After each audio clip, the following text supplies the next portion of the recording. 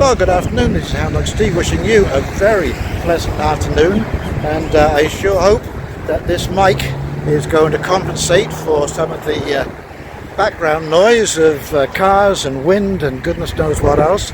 But yeah, I got some new equipment here I'm testing out, and so I thought we'd do a little bit of a walk and talk, and you can come and see some of the things, some of the sights of little Port Isabel whilst we walk around and discuss some of the things that are happening in the world today. Absolutely stunning information coming out. One of the big things I just heard this morning is that Venezuela, Maduro has been implicated in election fixing, not just in the US but around the world. So that is breaking news, and we're going to see where that is going to end up. But if that is the case, you know, I mean, I have always said you need to go back to a paper ballot. Okay, it's going to turn you around here. We are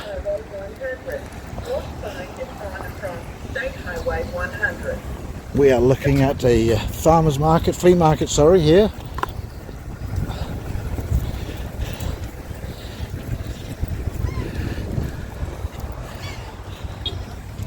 It's very interesting to walk through and see some of the things on sale here. It's the first Sunday of every month, and so yes, there's some pent-up consumer demand going on here. But yeah, it's very popular. It's a lovely day. It's about 20 degrees, and so there's lots of people out to see what's going on. And of course, the other big thing that happened this week was the release of literally thousands and thousands and thousands of files and photographs of the Jeffrey Epstein files. And some of the photographs that I have seen in there are absolutely shocking. Absolutely shocking. Probably one of the most stunning is of Prince Andrew on his hands and knees with his hands on some woman's stomach, a young woman's stomach. And oh yeah, there are a lot of people who are quaking in their boots right now, because as I said before, you know, image is everything to these people, and to be caught actively participating is going to send shockwaves around the world. Prince Andrew has already been basically cut out of the whole royal loop, although, you know, like, he's been sent off to, you know, 180,000 square foot mansion somewhere in the middle of the British Isles. Absolutely stunning, absolutely stunning. And of course, you know, the other big move last week, of course, Slapdown Friday they call it, or Smackdown Friday, the metals market. The metals market, unbelievable, because we've seen the gold and silver have been on a tear, you know, for the last 6 months or so, and just building up last week to what's 125 for silver and over 5,500 for gold. And the amazing thing about that is, if you go onto the Shanghai Exchange, Metals Exchange, and I will link that below, you will see that in Shanghai, silver is still $123 an ounce. Ha! Fancy that. And in the Western markets, it is still $85 an ounce. And that's in US denominations, of course. But, you know, this just shows the absolute manipulation in the market. Now, I had heard that one of the major banks, could be HSBC, was facing an incredible silver short position for delivery in March, and just did not have the physical silver on hand. And so, you know, this is what happens when you manipulate the markets.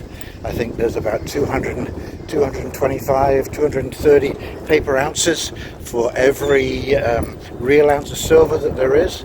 And now everybody wants real silver because they're getting shaky about everything.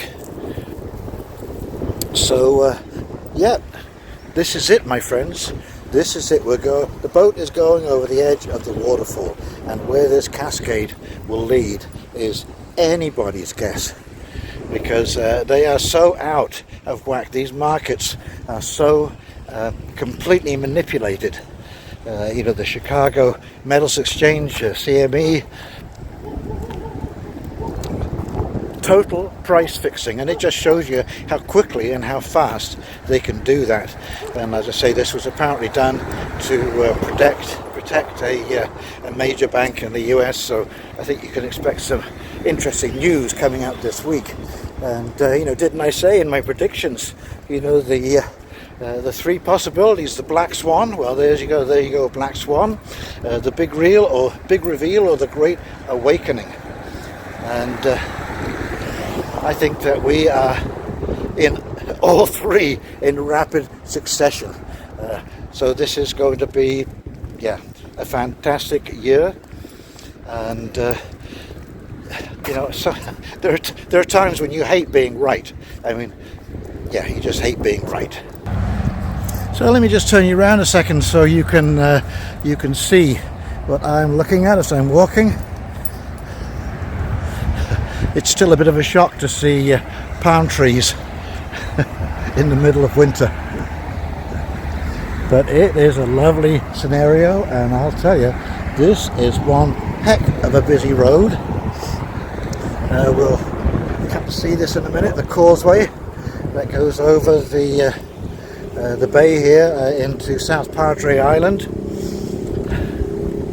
And what we're walking down here now is Highway 100,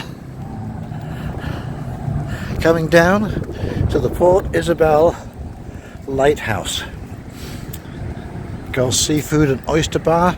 I'll tell you, there are so many excellent seafood restaurants in this little town. It is unbelievable. And of course South Padre, unbelievable. But I can tell you that restaurant eating is not cheap. It is not cheap at all, unfortunately, because it is so good. But especially when you translate, the US dollar into Canadian, you're paying about 40 cents on the dollar right now, which is pretty staggering.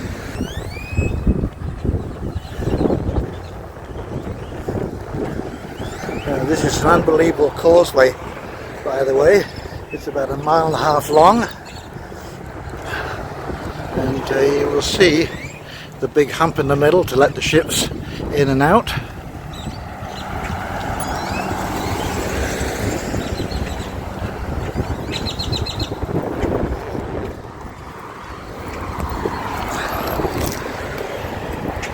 Not quite sure what that is, but the dog always seems to go the other way around the tree.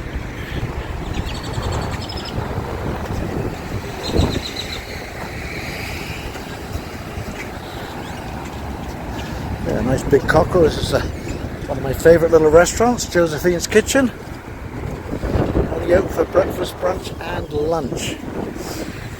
And here we are. Here is the Port Isabel Lighthouse. This has been, it once was a more thriving port than it is today. But it is still busy.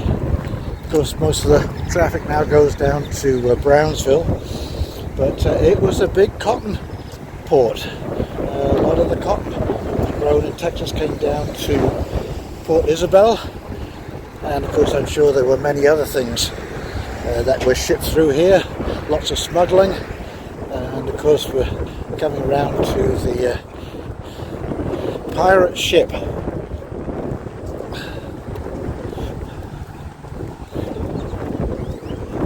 But it's a very different atmosphere down here, and I've really been enjoying being out of the winter. I mean, god damn this weather. And of course that storm that went through, that's still happening. I don't know if anyone's been following this very closely, but they are still in sub-zero centigrade temperatures, so there's going to be lots of frozen pipes. There's another snowstorm coming up the east coast, so they're going to get buffered again on that side. And of course in Canada, it is absolutely freezing. Every time I open up my Weather Network page, it opens on Halliburton weather, and minus 25s, minus 26s. Yeah, all of a sudden, didn't take long, like 3 months, and I'm allergic to winter. Can you imagine? Some nice little tourist trap type shops here. And there you go, Pirates Landing restaurant and pier.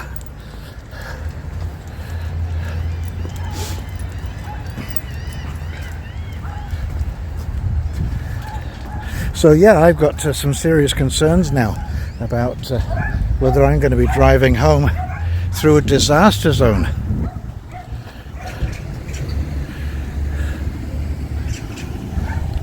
Which could easily be the case, because through that whole area they have had around about 1 to 3 inches of freezing rain, and that's Montreal. That's the hydro lines coming down, especially in the rural areas. I'm just going to walk you down here because you can get a bit of a view. Oh, here's Pirates Landing, by the way. Interesting little restaurant. They really have gone out of their way to make it interesting for the tourists, the snowbird, to come down here. And there is very few snowbirds this year. Very few snowbirds. I was talking to a waiter the other day, and there you go. There's Jaws for you. Although, funnily enough, there are not a lot of sharks in the Gulf here. I mean, there are some, but not like Florida. I don't know if you can see through the netting there. Causeway, the Pirates Galley.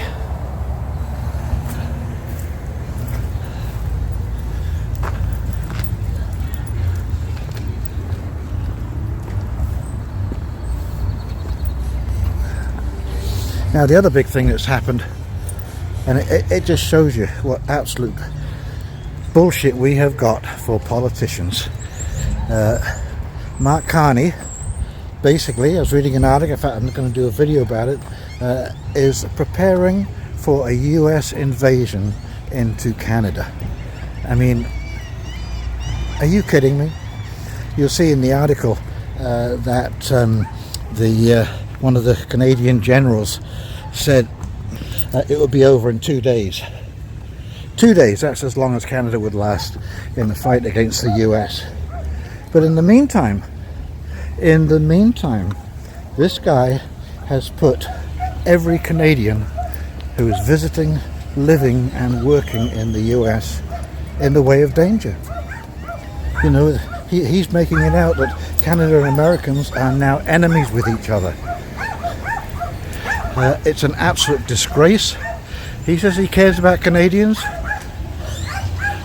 Lovely little shops around here, antique shops, bought and sold.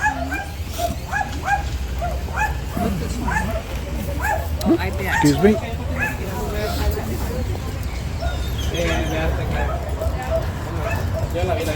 So this is an act of madness. This is an absolute act of madness. For him to be doing something like that. Look at that. This really is a great spot. But yeah, this is absolutely thoughtless endangerment of the citizens of Canada, and I, for one, am very angry about that. It was absolutely uncalled for. Remember, this guy's temporary. 2 years, he'll be gone, if not before. But you know, US, our permanent neighbour, they ain't going anywhere, and so he is going to start trading. So he is going to start trading with China and the EU So yeah, like I say, reckless endangerment. This is not good. This guy will be gone in 2 years, and thank God for that. And you're going to see why the Brits were so thankful when he left that country as their finance minister, because he basically drove England into the ground. And this is, by the way, we're on some of the back streets here behind the restaurants. And yeah, so this guy will go off to the World Economic Forum, and he won't care a tinker's cuss about you, me, or anyone else in the program. It's all about Mark Carney, the World Economic Forum. And I've said this before, and I will say this again. This is foreign interference. This is a foreign invasion. A foreign invasion of the Canadian government.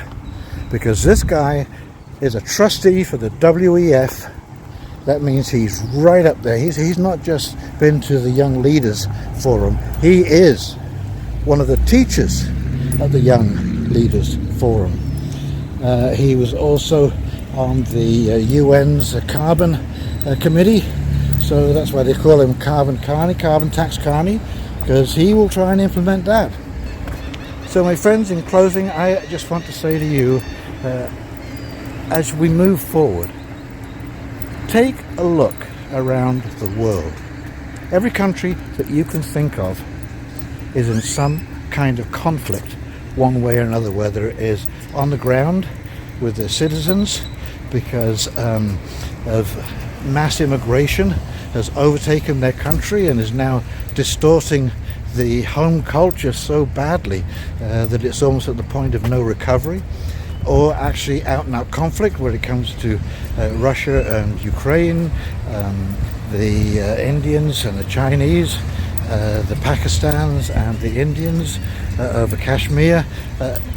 Europe is collapsing financially as we speak, and if you think this is good governance, please vote the way you have been voting, because this is where it has led to, by stealth. I mean, it's absolutely stunning how this has happened really under our noses.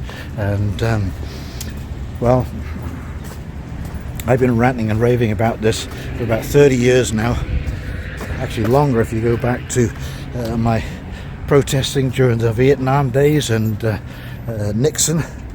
And so here we are, nearly 50 years later, and I'm still at it, trying to point out. Oh, let me just turn around here. I got to show you something here. This is unbelievable. This guy does body work on old vehicles, and there's an old GMC, but here, and I heard it running the other day, a gremlin. Remember the gremlins? Oh my God, a gremlin. That's got to be from the 60s. It looks like she's leaking a little bit of oil, but she was running. He had that engine running. It sounded pretty good too. And of course, because we're down in Texas, not much rust. But yeah, I'm sure he's going to fix it up just like he's fixing up this truck. Doing a pretty good job too. And of course, this is beach recovery. You know, there are so many people here who drive down on the beach, and that sand, like I said, it's not builder sand, it doesn't grip together, so it's either packed hard or it's shifting, and there are so many people get stuck. Look at the size of the tires on that. Jasmine is doing what she does best, which is catching bees and eating them. She calls them flying raisins. And this looks like the replacement. You see that? Dodge is Cummins for you.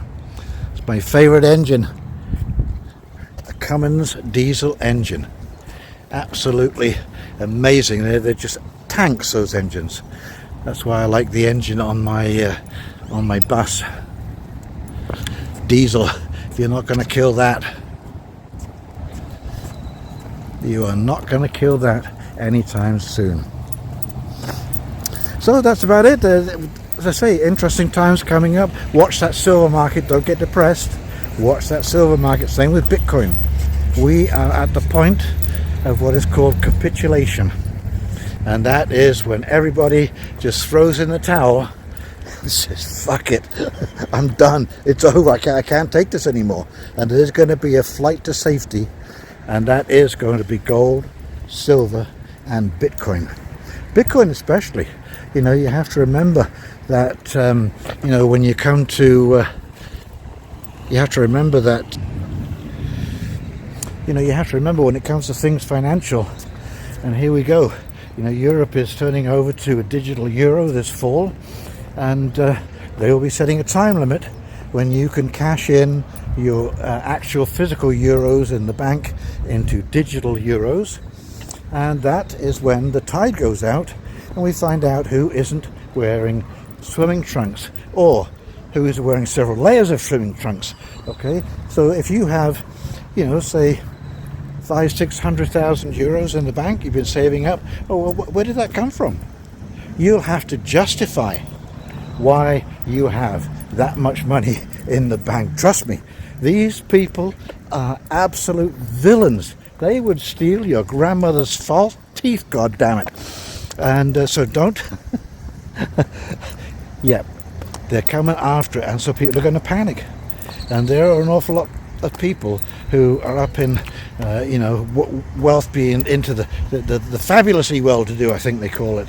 And yeah, they're going to be looking for places to put that money where the government and other financial institutions cannot get their grubby little hands on it. And so expect enormous moves, and just hang on, just sit tight, hang on, let this happen, and it will be okay. Those who have prepared for this transfer of power and wealth. And you know, we can clearly see that the world is now shaping itself up into blocks. You know, these Russia is looking at Ukraine. Of course, I say all these border skirmishes, these are all over land claims, okay, expanding their territory. China is moving into Africa strongly. Yes, big doings, big doings. Okay, so as we walk back into the farmers market again, this is Houndog Steve wishing you a very pleasant afternoon. If you enjoyed this video, please like, comment, subscribe below. And in the meantime, this is Houndog Steve signing off, giving you one last little view of the farmers market. And stay tuned, we'll talk very, very shortly. See you now. Bye.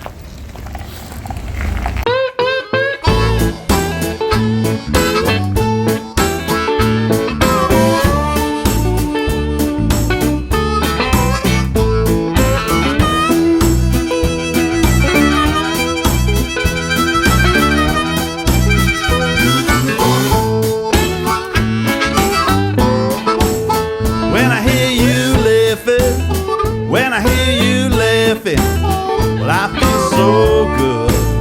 I feel so good right down inside. Well, I feel so happy that you're here, right? That you're here right by my side.